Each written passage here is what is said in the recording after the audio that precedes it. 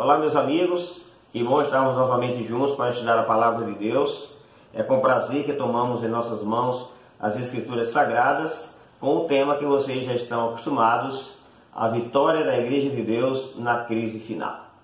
Eu quero agora pedir a Deus que nos abençoe, a fim de que possamos compreender, fazermos uma boa interpretação de Sua Palavra e aplicarmos o que aqui estudamos na nossa vida prática. Então oremos ao Senhor. Querido Pai que está no céu, muito obrigado porque mais uma vez nos dá a chance de podermos nos voltar para a Bíblia como a bússola que nos orienta o caminho a seguir nesse mundo, nos mostra o norte e finalmente também nos leva à vida eterna. Fica conosco, abençoe cada um dos nossos irmãos e interessados em Tua Palavra que estudam conosco através desse canal, que a Tua bênção esteja sobre cada um deles. Rogamos em nome de Jesus. Amém. Muito bem, nós temos aqui estudado a vitória da Igreja de Deus na crise final e ao longo dos nossos estudos temos embasado nossos comentários na Bíblia, a Palavra de Deus, mostrando assim como podemos encontrar o caminho para seguirmos. Haja vista, estamos vivendo num período da nossa história em que milhares de pessoas seguem centenas de religiões diferentes, de grupos religiosos diferentes, de seitas, a depender do conceito que você tem de seitas, a gente está generalizando o conceito de grupos religiosos que fazem interpretações estapafúrdias, daqueles que pegam um versículo da Bíblia isolado e aí transformam em uma doutrina sem comprovação bíblica nas demais partes da Bíblia. Portanto, conhecer a Palavra de Deus, pesquisar, é sem dúvida algo importante para todos nós. E continuando então o nosso tema, eu queria convidá-lo a fazer comigo uma retrospectiva da história da atuação de Deus com os humanos, conosco humanos, até que a gente possa chegar ao ápice de tudo isso nesse tema que temos desenvolvido aqui com cada um de vocês à medida em que nos encontramos nesse canal para estudar a Palavra de Deus. Aproveito para dizer que se você não é inscrito em nosso canal ainda, faça a sua inscrição. Dê o seu like. Isso significa que nós vamos ter mais condição de alcançar mais pessoas, pois com certeza a mensagem de Deus deve ir a cada nação, tribo, língua e povo, e a cada pessoa, logicamente. Então, quero fazer uma retrospectiva da história humana do ponto de vista espiritual. E eu quero pedir que você tenha um pouquinho de paciência e segure-se, porque nós vamos entrar no tema mais profundo. Talvez mexamos aqui com vários assuntos ao mesmo tempo. Como essa mensagem ficará gravada, você vai voltar a ela várias vezes que precisar, certamente, para tirar suas dúvidas e entender todo o entretecido que nós iremos fazer aqui à medida em que estudarmos esse tema, que é a vitória da Igreja de Deus na crise final. Tudo bem assim? Você pode tomar sua Bíblia e abrir em Efésios capítulo 6, versículos 10 ao 12. Esse será o texto introito, introdutório, para nós analisarmos, será o pano de fundo para o tema desse estudo, à medida em que entraremos em águas mais profundas. Vamos entrar na história da história humana, de como Deus interveio do ponto de vista espiritual, história humana do ponto de vista espiritual, como Deus interveio até os nossos dias e como tudo vai acabar, como vamos ver a vitória da Igreja de Deus na crise final. Efésios capítulo 6, 10 ao 12, Efésios, um livro escrito pelo apóstolo Paulo, ele diz assim: quanto ao mais, sede fortalecidos no Senhor e na força do seu poder. Versículo 11 diz: revesti-vos de toda a armadura de Deus, para poderes ficar firmes contra as ciladas do diabo.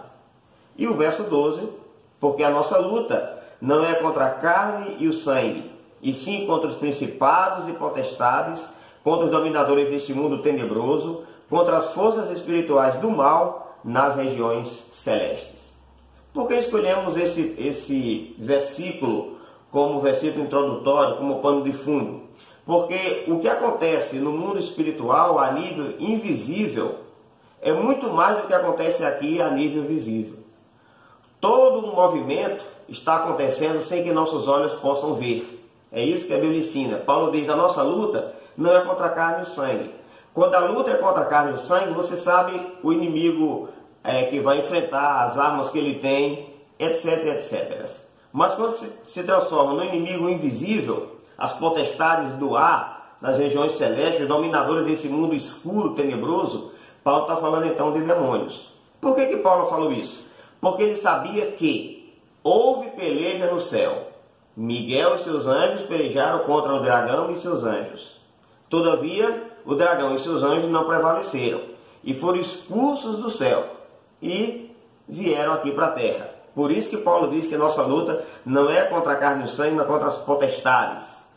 O profeta Isaías, fazendo uma comparação, usando uma símile, que é uma figura de linguagem, falando a respeito de Satanás, ele o compara com o orgulhoso rei da Babilônia.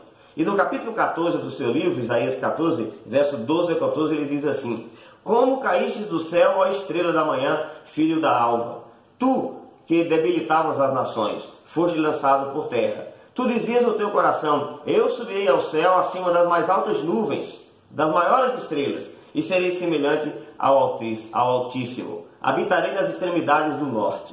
Paulo sabia disso. Conhecia que houve peleja no céu e conhecia que o anjo rebelde foi atirado para a terra por causa do seu orgulho. Ele queria ser igual ao Altíssimo. E Jesus confirmou, ratificou aquilo que João escreveria em Apocalipse, posteriormente, Jesus veio antes, é lógico, e o que Isaías havia dito no Velho Testamento, quando disse em Lucas 10, 18, eu via Satanás caindo do céu como um relâmpago. Portanto, a ideia de que vivemos em um mundo cercado por demônios, seres invisíveis, que interferem na vida espiritual de todos nós, é uma realidade bíblica no Velho, no Novo Testamento e reconhecida também pelo Senhor Jesus Cristo. Esse é o pano de fundo, é o que acontece por trás da história da humanidade desde que esse planeta foi criado. Porém, a história humana, ela não começa com Adão e Eva. Ela começa quando Deus, na eternidade, tem um sonho. Um sonho de criar mais um planeta e de nesse planeta criar seres bonitos, perfeitos, como ele criou em Adão e Eva, com uma natureza exuberante, que até hoje podem nos deslumbrar, apesar de tanto tempo de pecado e de destruição. Esse sonho nasceu na mente de Deus. Só que, junto com o sonho de criar mais um novo mundo, veio também a ideia, porque Deus é presciente, de que se esse homem caísse, pecasse, e ele sabia que isso ia acontecer, porém ele não manobrou suas próprias ideias, né? Ele deu curso aos seus pensamentos de criar esse mundo, porque à medida em que ele foi criado, Deus sabia que haveria uma rebelião, esse anjo caído viria aqui e levaria nossos pais ao pecado, e de fato aconteceu. E junto então com esse sonho e com a ideia de criar um novo mundo, então surgiu também o plano da redenção, caso esse mundo viesse a cair. E ele já sabia que isso ia cair. Então, no conselho da divindade, no conselho celestial, um dos seres que fazia parte desse conselho, a quem nós chamamos de Jesus Cristo, ele recebeu esse nome porque nos dias da sua carne, ou seja, quando ele se tornou humano, recebe esse nome. Esse ser, na eternidade para trás, antes de ser criado o ser humano, decidiu por si próprio dar a vida e pagar o resgate dessa humanidade que seria criada e que cairia porque aceitaria as propostas do anjo caído. E foi isso que aconteceu. Isso é o pano de fundo. Então você me acompanhe essa história que eu quero narrar aqui, de acordo com a Bíblia e com a história que nós conhecemos, a respeito dessa interferência de Deus no nosso mundo, do plano que ele fez para resgatar e da vitória da Igreja de Deus na crise final. Então voltemos para o Éden, o jardim que nós chamamos comumente de Jardim do Éden. Quando você lê o livro de Gênesis, capítulo 1 e 2, lá diz que Deus criou um jardim na banda do Éden. Aí nós falamos de uma forma geral o Jardim do Éden, né? Pois bem, ali Deus colocou o primeiro par. Meu pai, minha mãe, seu pai e sua mãe também. Adão e Eva. Ambos foram chamados de Adão por Deus. O termo Adão no hebraico significa vermelho, né? Era a cor da terra. em que ele foi criado da argila, em que ele foi criado e feito à imagem e semelhança de Deus. E a Bíblia não revela por quanto tempo Adão e Eva viveram no jardim sem serem molestados pela tentação do inimigo e em estado de inocência, né? No período que a gente chama de pré-lapso, era pré-lapsariana, ou seja, antes de haver o lapso, antes de haver a queda, antes de haver o erro, antes de haver o pecado. A Bíblia não o revela, né? Porque os escritores da Bíblia talvez não tivessem tais intenções, eles não estavam interessados em alguns detalhes da história. A Bíblia foi feita para mostrar o amor de Deus, a busca de Deus por esse ser humano que se extraviou, a busca do pastor pela ovelha perdida. Ali no Éden, então, o diabo entra e, manifestando-se em uma serpente, e essa foi a primeira sessão espírita, persegue, sugere a nossa mãe Eva comer o chamado fruto proibido, que não era por si só nenhum problema, era apenas um teste. Não tinha veneno, não tinha a centelha da morte, não era diferente dos demais, também a Bíblia não diz que fruto era esse, e a gente não vai se demorar sobre esse assunto, porque é uma especulação que foge ao interesse da palavra de Deus. O que ela não diz, querido, não diz, e acabou. Agora, o que ela diz, nós vamos entender e aceitar, porque é maravilhoso os seus conselhos. Portanto, infelizmente, nossa mãe caiu, comeu do fruto proibido, atendendo à sugestão da serpente que disse: Deus sabe que no dia que você comeu, você será igual a ele, conhecendo o bem e o mal. O mais interessante é que essa ideia é a mesma que ele teve quando estava no céu. Dissemos agora há pouco: tu debilitavas as nações, eu serei semelhante ao Altíssimo. A mesma ideia ele trouxe para Eva e ela caiu. E a mesma ideia é o que vem ao longo da história tentando todos os seres humanos, inclusive eu e você. Todas as vezes que nós pecamos ou fazemos coisa que não é do agrado de Deus, é porque nós não confiamos totalmente nele. Como nossa mãe Eva não confiou de que ele estava falando a verdade quando disse: no dia que vocês tocarem nesse fruto e comerem, vocês certamente morrerão. Infelizmente, ela acreditou mais na palavra da serpente, do diabo, do que na palavra de Deus, como hoje também. Milhões acreditam mais do que a serpente diz. Primeiro erro da serpente, primeira doutrina ensinada erroneamente que Eva acreditou e que milhões hoje acreditam, foi a seguinte: Deus falou assim: no dia que vocês comerem do fruto proibido, certamente vocês morrerão. A serpente olhou para ela e falou o seguinte: é certo que não morrerão. É certo que você não morrerá, contradizendo aquilo que Deus disse. E, portanto, implantando aí, pela primeira vez, o ensinamento errôneo, a doutrina da imortalidade da alma. Começou aí. Foi a serpente que disse: é certo que não morrereis. Percebe isso? Pois bem, então, nós conhecemos a história de Caim e Abel. Caim matou seu irmão, aí Eva deu à luz a um novo filho, filho de Adão, e esse novo filho recebeu o nome de Sete, e Sete, 104 anos depois, gerou um filho chamado Enos. E eu quero ler esse texto com você, esse versículo, porque ele é importante aqui em nosso estudo. Está em Gênesis capítulo 4, versículo 26, diz assim: a Sete nasceu-lhe também um filho, ao qual pôs o nome de Enos. Daí se começou a invocar o nome do Senhor. Estou lendo esse verso por causa dessa declaração final. A partir do nascimento de Enos, filho de Sete, filho de Adão, diz o texto bíblico, a partir daí se começou a invocar o nome do Senhor. Ou seja, a partir daí começamos a ver uma clareza entre os que servem a Deus e os que não servem. Você nota isso? Esse texto está aqui, não é por acaso. A partir daí começou a se invocar o nome do Senhor. Dois grupos começaram a crescer na terra. Os descendentes de Caim, portanto ele se casou, teve filhos e filhas, né? E não cabe aqui agora responder a pergunta: quem foi a esposa de Caim? A Bíblia também não está interessada nisso, e nós não podemos fazer muitas especulações para não correr o risco de sair daquilo que está escrito. Você pode perguntar: e por que Deus não colocou isso aí? Bom, ele sabe o porquê. E aquilo que está oculto não nos pertence. Só podemos falar daquilo que está revelado. Fora disso é especulação e corremos o risco de errar. A verdade é que quando Enos nasceu, o texto diz: daí, a partir daí, começou a invocar o nome do Senhor, mostrando com clareza, salta dessa declaração a ideia de que a partir daí dois grupos começaram a existir. os filhos dos homens, descendentes de Caim, e os filhos de Deus, descendentes de Sete, filho de Adão. E esses dois grupos caminharam em posições opostas. O grupo de Caim, sempre acusando Deus de trazer o mal para esse mundo. Sempre acusando Deus e fazendo diferente daquilo que Deus planejava. E os filhos de Deus, descendentes de Adão, sempre contando a história maravilhosa do amor de Deus ao criar um paraíso e colocar nossos pais para morar nele, com a ideia da imortalidade condicional. Se não comessem do fruto proibido, se não desobedecessem a Deus. Viver num paraíso eterno. Esse era o plano de Deus. Nada do que você imagina de pecado teria acontecido. Esses dois grupos começaram a caminhar. Mas, infelizmente, eles se encontraram lá na frente e aconteceu o que a Bíblia chama de corrupção generalizada do ser humano, do gênero humano.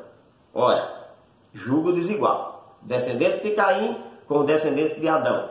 Uns seguiam os ensinamentos do diabo, os outros ensinamentos de Deus. Quando esses dois grupos se encontraram, houve essa degeneração espiritual e, infelizmente, Deus teve que tomar uma decisão drástica. Qual foi a decisão?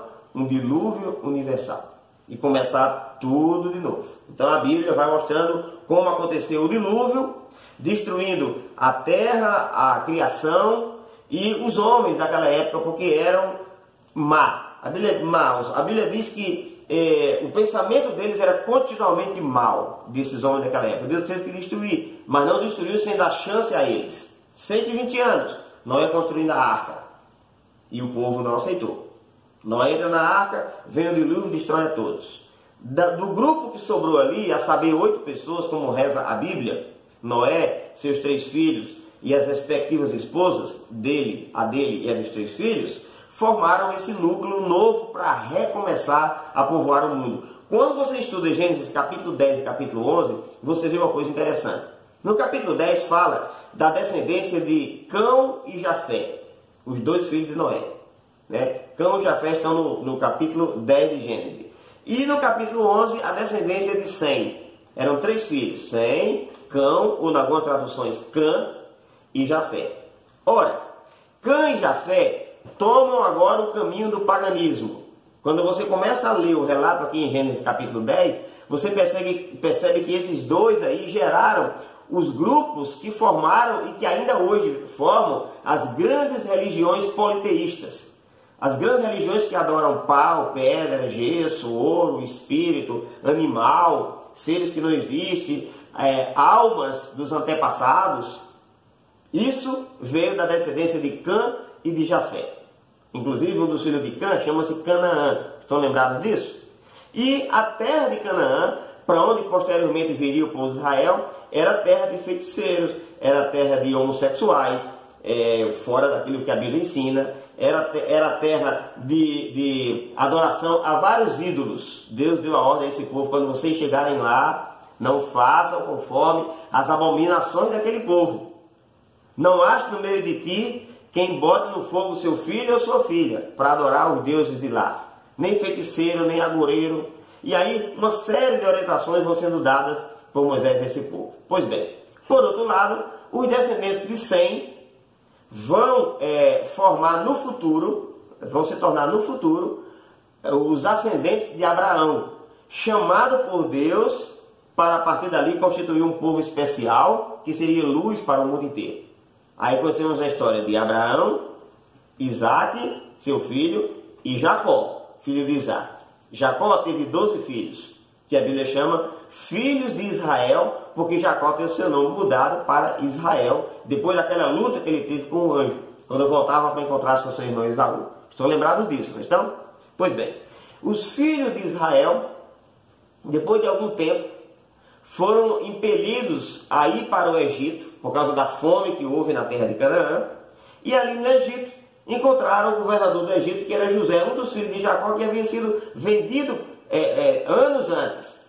José proveu alimento para esse povo, eles ficaram lá pelo Egito, na terra de Gósen, e depois da morte de Jacó e de José, os egípcios começaram a escravizar esse povo. 430 anos se passaram, até que Deus suscita um libertador. Como era o nome dele? Moisés. Interessante. Eu li uma declaração de uma escritora inspirada por Deus, e ela dizia o seguinte, ela diz o seguinte na declaração: depois de Maria, mãe de Jesus, a mulher que mais influenciou o mundo chama-se Joquebede, e essa é a mãe de Moisés. Foi o homem que Deus usou para tirar o seu povo do Egito e levá-lo para Canaã, terra que Deus prometeu dar a Abraão, a Isaac e a Jacó. E aí vocês outra vez conhecem a história e eu apelo para que vocês observem aquilo que nós já conhecemos. O povo é tirado de lá com mão forte, braço estendido. O Senhor opera milagres, tira da terra do Egito essa nação escrava por 430 anos e os conduz, sob a orientação de Moisés, até a terra de Canaã. Termina que Moisés não entra lá. Josué assume e conduz o povo, reparte a terra e ali eles vivem. Vem o período dos juízes. Deus levantou vários juízes que liderou o povo. E depois do período dos juízes, os reis. Porque o próprio povo de Israel pedia. O último dos juízes israelitas foi Samuel. E o povo disse: nós queremos um rei como as nações ao nosso redor têm. Deus então orientou esse povo que os reis que se levantassem iam comer o melhor deles, ficar com as suas donzelas e tal, mas eles não quiseram saber. Deus então suscita o primeiro rei, que é Saul. Depois de Saul, Davi, o grande rei Davi, que nós conhecemos muito. Salomão, seu filho, que construiu o templo. E a história vai avançando. A essa altura, o povo de Israel, chefiados por um rei, e cada vez mais distantes do plano divino para a vida deles, eles eram uma teocracia, liderados por Deus. O rei de Israel representava a Deus.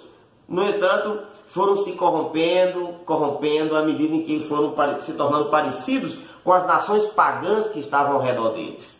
E aí, não deu outra. Deus então leva esse povo para o cativeiro da Babilônia, lá pelo ano 600 a.C. No cativeiro da Babilônia, eles ficaram 70 anos. E se você perguntasse hoje a um judeu qual foi a mais trágica experiência que eles tiveram como nação, certamente eles responderiam o seguinte: depois do Holocausto, o pior tempo para os judeus foi o cativeiro da Babilônia. No entanto, eles foram curados de sua idolatria ali. Expulsos de sua terra, depois de 70 anos, eles voltam sob a orientação de Ciro, rei da Pérsia, Dario e Artaxerxes. Voltam para lá, reconstrói outra vez o templo de Jerusalém, reconstrói também os muros da cidade, e aí nós encerramos o chamado Velho Testamento com as orientações de Zacarias e Malaquias, animando o povo judeu a essa altura a continuarem sendo fiéis àquilo que a palavra do Senhor ensinava. Quando você está estudando a Bíblia e chega no livro de Malaquias, entre o livro de Malaquias e Mateus, você encontra uma página em branco. Você já notou isso? Não sei se as Bíblias mais modernas ainda mantêm essa página em branco. Alguns têm apenas metade da página, mas essa parte aí, aqui eu posso mostrar para vocês, a minha felizmente tem uma parte toda em branco, como vocês podem ver, é uma Bíblia comum tradicional. Essa parte aqui entre o Velho, chamado Velho e Novo Testamento, é o período chamado período interbíblico, ou intertestamentário, entre os dois testamentos. Aqui tem 400 anos de história que a Bíblia não registra, mas a história registrou e podemos muito bem saber de tudo isso porque temos acesso ao que aconteceu nesse período. Entre as coisas que aconteceram coisas boas e más. Surgiram as seitas dos judeus nesse período. As sinagogas foram construídas em várias cidades, porque não tinha sinagoga antes do cativeiro da Babilônia. Surgiu aqui, coisa boa, a primeira tradução da Bíblia do hebraico para o grego, língua que falava naquela época. Surgiu aqui também os impérios que se sucederam, como Roma, por exemplo, no ano 168 a.C., que trouxe uma certa estabilidade política para todo o ambiente daquela época.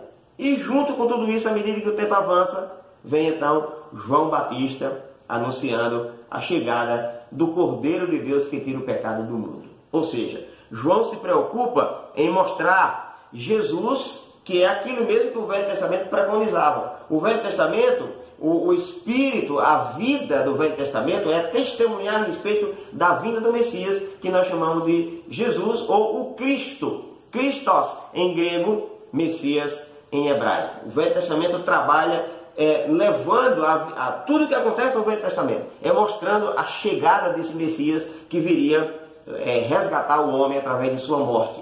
E essa sua morte substitutiva pelos nossos pecados, essa morte ela é anunciada no Velho Testamento através do sistema sacrificial de cordeiros, que apontava para a vinda de Cristo, a primeira vinda. As festas anuais, o ritual do santuário, a matança de touros e de bodes, o dia da expiação, tudo aquilo ali apontava para o ministério de Jesus aqui na terra e posteriormente no santuário celestial em favor da humanidade. Jesus vem, morre em nosso favor e deixa aqui o núcleo que compõe a igreja cristã primitiva, 12 apóstolos. Com eles vem então a pregação do Evangelho.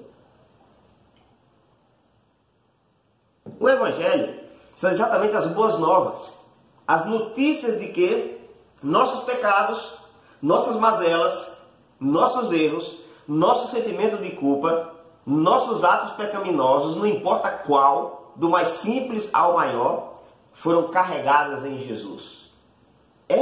Isso é o Evangelho, é a essência dele, essas são as boas novas. Você e eu podemos até passar pela morte comum e natural. Podemos até nesse mundo pagar pelos nossos erros que cometemos. A lei da semeadura e da colheita. Mas podemos ter a vida eterna se aceitarmos Jesus como o suficiente Salvador que nos substituiu na cruz. A morte que Jesus sofreu na cruz não é uma morte comum como essa aqui, que morremos a cada dia. Jesus sofreu a morte eterna, a separação definitiva entre Deus e o ser humano. Portanto, após a morte de Jesus, os apóstolos que formavam o primeiro núcleo da igreja cristã começaram a pregar essas boas novas pelo mundo. E surgiu então, a partir do dia de Pentecostes, que é quando o Espírito Santo desce sobre eles ali, trazendo toda a força que necessitavam a fim de pregar o Evangelho, surge então esse novo hábito de se viver, esse novo estilo de vida chamado cristianismo, que é aquele em que o cristão se preocupa mais com o seu próximo do que com você. Aquele que você deve amar a Deus sobre todas as coisas e o próximo como a ti mesmo. Aquele que você deve perdoar 70 vezes 7, para mostrar, é claro, que não são apenas 490 vezes, mas mostrar que você deve viver eternamente com o espírito perdoador. Aquele que consegue, à medida que o tempo passa, amar as pessoas e até mesmo os seus inimigos. Esse é o estilo do cristão. É isso que o Cristo veio nos mostrar. A igreja começou a pregar, começou a falar dessas boas novas e de tudo aquilo que estava escrito na palavra de Deus, no Velho Testamento, chamado Velho Testamento, continuou pregando, cumprindo essas leis, esses ensinamentos que Deus havia dado ali, exceto aquelas que Deus havia dito que deveriam passar quando Jesus morresse, ou seja, as leis cerimoniais. Esses aspectos aí deveriam ficar para trás, porque elas encontram o seu cumprimento no ministério de Jesus Cristo. Seu nascimento, vida, morte, ressurreição e intercessão depois que ele sobe para o céu após a sua ressurreição. Não é maravilhoso como a Bíblia conta a história de nossa redenção? Depois então dessa primeira geração de cristãos, surge a segunda. João é o último discípulo e provavelmente tenha morrido lá pelo ano 100 de nossa era. Toda aquela doutrina pura ensinada pelos apóstolos até João começa depois do ano 100 a ser questionada por uma nova geração de crentes. Os que não viram Jesus Cristo pessoalmente, os que não tocaram, os que não ouviram. Eles ouviram daqueles que estiveram com ele. Esse grupo aí começa agora a aceitar algum tipo de doutrina que não é aquela pura que Jesus estava pregando e nem estava no Velho Testamento. Qual é o parâmetro para se avaliar um ensinamento ou uma doutrina da Bíblia? Qualquer que seja ela, quando alguém vem nos pregar. Qual é o parâmetro? O parâmetro nunca mudou. Você pode encontrar isso em Isaías, no capítulo 8, versículo 20, onde ele diz assim: há a lei e ao testemunho. Há a lei, os 5 livros de Moisés, e ao testemunho dos profetas, todos os demais, de Josué até Malaquias. se eles não falarem segundo essa palavra, jamais verão a alva. Ou seja, o cerne da doutrina cristã, o ensinamento tem que estar de acordo com as Escrituras, a lei e o testemunho dos profetas. E isso acompanha também o Novo Testamento. Então, a igreja começou a misturar doutrinas que não estavam de acordo com o que... a igreja começou a ensinar doutrinas que não estavam de acordo com a Bíblia. E dessa forma foi caindo. E aí surge aqueles que a história chama de os pais da igreja. E diga-se de passagem aqui para nós, da igreja católica, romana. Porque eles trouxeram elementos de fora do paganismo e introduziram dentro da igreja. Aí, lá pelo ano 313, nós tivemos a conversão, entre aspas, do Império Romano. O Império deixa de ser pagão e por Constantino, o imperador romano, passa a ser cristão. E daí em diante, meu querido, as trevas espirituais tomaram de conta da religiosidade e da religião cristã. E dessa forma, o mundo mergulhou em trevas espirituais. No entanto, aqui e ali, Deus tinha pessoas e até alguns grupos que se levantavam defendendo toda a verdade como está na Bíblia. Mas eram grupos isolados, né? Deus nunca deixou de ter representantes, né, em toda fase da história. E esses grupos recebiam a oposição da igreja maior, que no caso aí, dominando o cenário religioso, estava a igreja católica apostólica, agora romana, porque seguia as orientações do bispo de Roma. Dessa forma, durante 1260 anos, praticamente, a igreja mergulhou fora da palavra de Deus, nas doutrinas pagãs, e adotou práticas e orientações que não estão de acordo com a Bíblia. Reza pelos mortos, intercessão de pessoas que seriam santas e subiram para o céu depois da morte, coisa que a Bíblia não ensina. Esmolas para livrar do purgatório, o próprio purgatório também como um lugar intermediário entre o inferno e o céu, a substituição do sacrifício de Cristo por um sistema humano em que pessoas representavam os sacerdotes do Antigo Testamento entre Deus e as pessoas. Depois de Jesus não precisa mais disso, nós sabemos disso. Okay? E uma série de outros ensinamentos que foram misturando-se ao que a Bíblia ensinava, tornando essa igreja grande numa verdadeira Babilônia, numa confusão religiosa. Vamos avançando nessas trevas espirituais até que em 1517 surge o protestantismo. A ideia por trás do protestantismo, com Martinho Lutero, que foi o maior dos expoentes protestantes, antes dele, muitos se levantaram também, alguns se levantaram e tiveram suas vidas e suas vozes caladas pela fogueira da Inquisição, imposta pela própria Igreja Católica Mãe, para aqueles que discordassem dos seus ensinamentos, como John Wycliffe, por exemplo. Né? Então Martinho Lutero levanta-se, traduz a Bíblia para o alemão, naquele tempo era só em latim, não tinha alemão, utilizava-se muito a Vulgata Latina, feita por Jerônimo no quarto século de nossa era. No entanto, Martinho Lutero vem com o protestantismo e depois se espalha pelo mundo inteiro uma nova maneira de pensar a questão da salvação. Não mais por obras meritórias, como pregava o catolicismo, não mais por reza por mortos, mas a justificação pela fé no sacrifício que Jesus fez em nosso favor. O mais interessante é que o protestantismo estacionou, parou no tempo e no espaço, e não avançou nas reformas que começam com Martinho Lutero. Ao contrário, fragmentou-se em centenas de religiões e de pensamentos divergentes de uma para com a outra, não cumprindo o papel para o qual ela se levantou. A confusão tornou-se tão grande que, de tal forma, no século XVIII, lá na França, surge o iluminismo. França, Inglaterra, aqueles países ali, confrontando todo o conhecimento, tanto católico romano, como também protestante, e até descrendo de Deus. Mas após passar esse período, houve um despertamento religioso no mundo inteiro.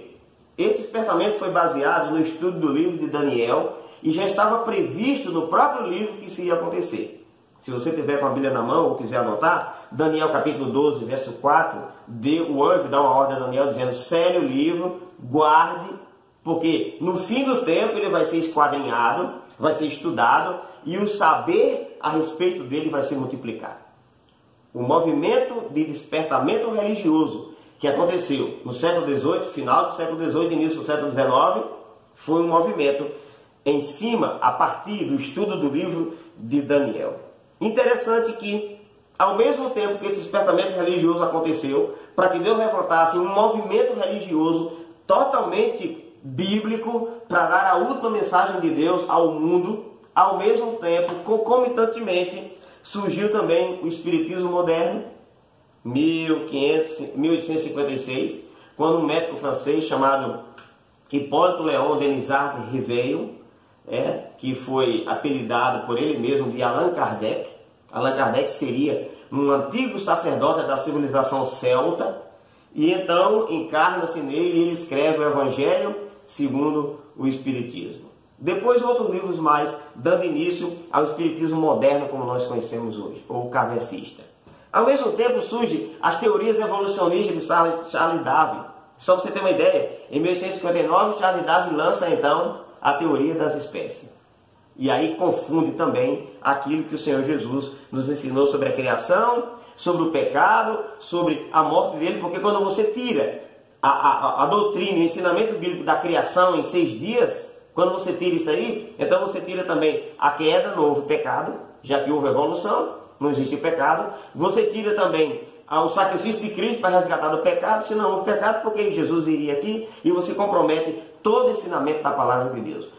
Não é interessante observar isso? À medida em que Deus levantou um grupo de pessoas para pregar a verdade como ela está na Bíblia, toda a verdade que o protestantismo estacionou, então o inimigo de nossas almas, o diabo, a serpente, a antiga serpente, levanta movimentos paralelos para obscurecer, obliterar, dificultar o acesso à verdade como está na palavra de Deus. Que grupo foi esse?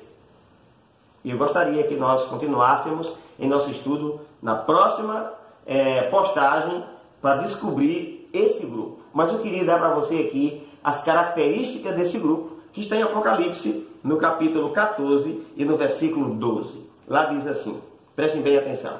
Esse texto está dentro do contexto da história final da Terra, do que estaria acontecendo nos últimos dias, portanto, os nossos dias, depois de toda essa história que te contei aqui acontecer. Diz assim, Apocalipse 14, 12. Aqui está a perseverança dos santos, os que guardam os mandamentos de Deus e a fé em Jesus. O texto dá as duas principais características da igreja verdadeira e do movimento suscitado por Deus para dar a mensagem ao mundo na época que estamos vivendo. Aqui está a paciência dos santos. Quem são eles? Os que guardam os mandamentos de Deus e têm a fé em Jesus. Percebeu que não mudou nada do Velho Testamento?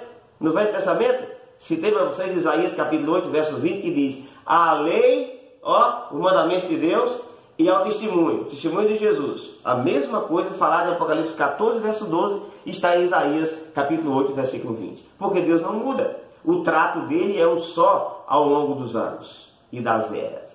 Espero que você continue pesquisando a palavra de Deus. Espero que você se apaixone pelas verdades que estão aqui e interesse apenas por ela, tomando sua decisão de fazer conforme a Bíblia ensina e de ser também um vitorioso nessa etapa final, quando iremos enfrentar os poderes das trevas dos quais Paulo falou. Nossa luta não é contra a carne e sangue, mas contra as potestades desse mundo tenebroso nas regiões celestes. O Senhor te abençoe. O Senhor possa te dar força para estar no lado certo quando a batalha final se travar, fazendo parte do grupo que guarda os mandamentos de Deus e tem a fé em Jesus. Por que essas duas características são importantes? Porque no mundo religioso de hoje, encontramos apenas aqueles que dizem: eu sou de Jesus, não quero saber de lei. Isso aí já passou. E encontramos também os outros que dizem: bom, eu guardo a lei, quero tudo que é lei. Mas Jesus não é o Messias e nem o Salvador do mundo. Percebe por que é importante isso? Deus te abençoe.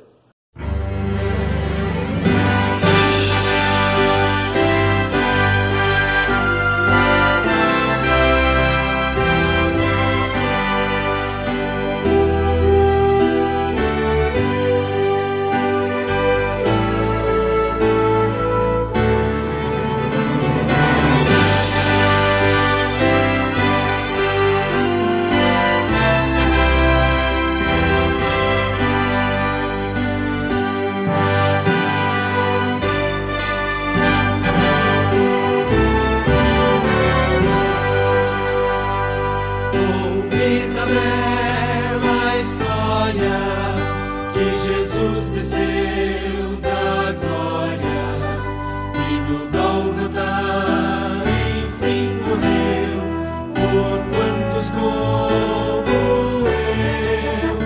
Ouvide seus gemidos, de seu sangue os remidos, e ao fim contrito me prostrei, vitória me achei.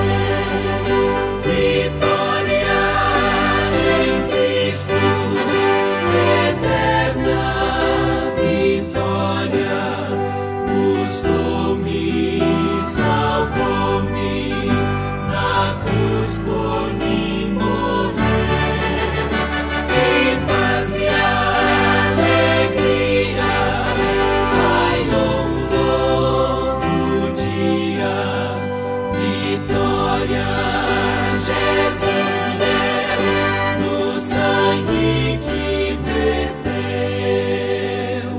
Ouvi que Ele cura, sim, a todo que o procura, que o coxo fez andar então, e ao cego deu visão. Porém clamei, meu mestre, vem restaura minha vida.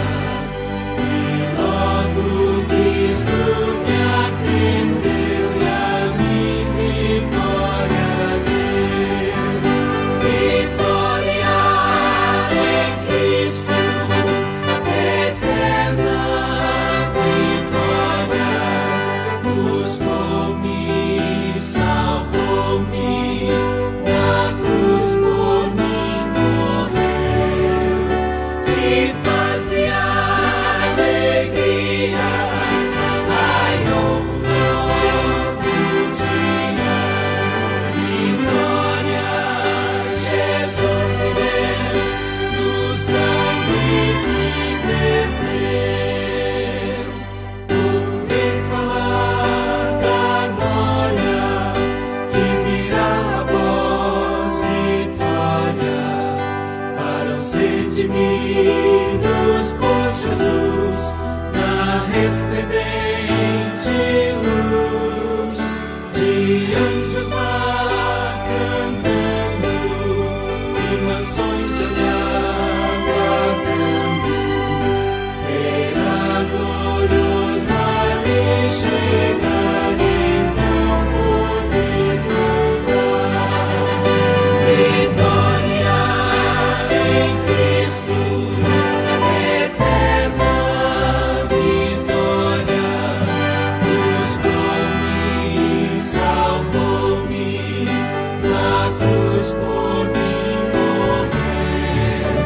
Que paz e alegria, ai, um novo dia, vitória Jesus me deu, no sangue que verteu. Vamos orar? Fechemos então nossos olhos. Querido Pai que está no céu, mais um estudo da Tua Palavra, cujo tema é a vitória da Igreja de Deus na crise final, e certamente estamos começando a atravessar essa crise final. Tudo concorre para o ápice das profecias, que é a volta de Jesus. O desencadeamento de tudo aquilo que a Bíblia profetizou, os profetas, os apóstolos e o próprio Jesus, está se cumprindo diante de nossos olhos. Vemos, Senhor, epidemias se materializando diante de nossos olhos. Vemos os crimes, vemos a fome, não por falta de comida, mas pela a má distribuição de comida. Portanto, partindo dos corações dos homens maus, como a própria Bíblia prevê. Tempos difíceis, como Paulo escreveu a Timóteo, haveria nos últimos dias. Sendo assim, e sabendo o tempo que estamos vivendo, te pedimos, nos ajuda a sermos sinceros e a tomarmos a decisão ao teu lado para nos preparar para o teu reino, em nome de Jesus.